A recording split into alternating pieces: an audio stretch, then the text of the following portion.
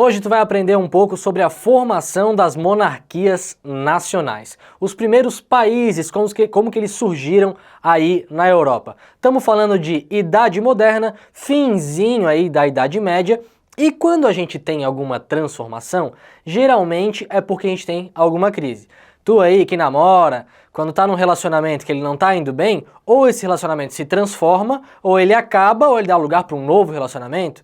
Tu que gosta de futebol, por exemplo, quando teu time tá em crise, geralmente arranja um culpado ali, que geralmente é o treinador, ele é mandado embora e se inicia uma nova fase.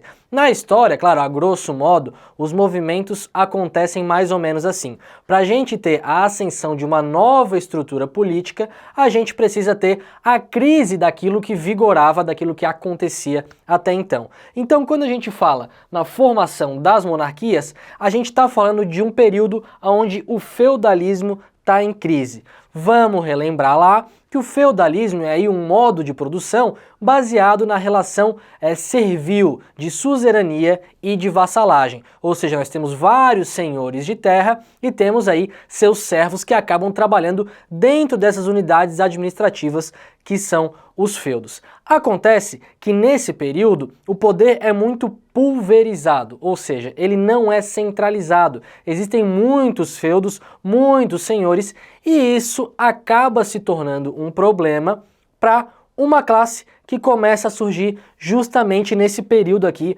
onde a gente está falando, do século XIII até o século XV. As cidades começam a ganhar força novamente, né? Depois da queda do Império Romano, do feudalismo, a gente tem um renascimento comercial e urbano, e nesse renascimento comercial e urbano, com a queda e a crise do feudalismo, a gente tem uma classe aí que está vivenciando o início de uma ascensão. Essa classe eu representei aqui, ó, que desenho bonito, como a burguesia, tá? Esse Bzinho aqui é o B de burguesia. Então, o feudalismo começa a vivenciar seus períodos de crise. A gente tem uma grande fome aí no século XIV, temos a peste bubônica, temos a perda de poder desses senhores feudais com cada vez mais frequência, ao passo que a burguesia começa a crescer.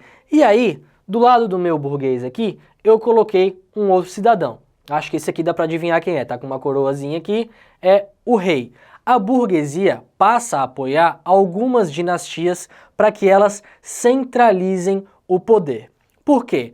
Com o poder pulverizado, ficava difícil para a burguesia, que vivia do comércio, que vivia da distribuição de produtos e não da produção destes mesmos produtos, fazer as suas trocas comerciais. Porque, vamos lá, vamos pensar. Se eu tenho, lá na Idade Média, um feudo aqui, outro feudo aqui, outro feudo aqui, outro. Ó, temos aqui 6 feudos. Se eu quero fazer negócio com esse feudo aqui, é um tipo de moeda. Esse já faz uma nova moeda. Ao passo que se eu quero passar desse para esse aqui, eu tenho taxas alfandegárias. Então, é muito mais difícil para a burguesia conseguir continuar trabalhando e se desenvolvendo. Então faz sentido para a burguesia apoiar certas dinastias, certos reis, a centralizarem esse poder. Então a gente vê uma relação aqui muito forte entre os reis das monarquias que estão surgindo nessa centralização política e a burguesia. E aí, como contrapartida, já que a burguesia financia o rei para que ele militarmente consiga, através de guerras, centralizar esse poder, o rei também passa a enxergar nos interesses da burguesia os seus próprios interesses. Então a gente tem, nesse período de formação das monarquias nacionais na Europa, uma participação muito grande da burguesia aliada aí à nobreza e à realeza, né, que está centralizando esse poder. E é claro, se por um lado eu tenho o feudalismo que entrou em crise e que começa a ser substituído, eu tenho o início de uma nova maneira de produção que seria o capitalismo.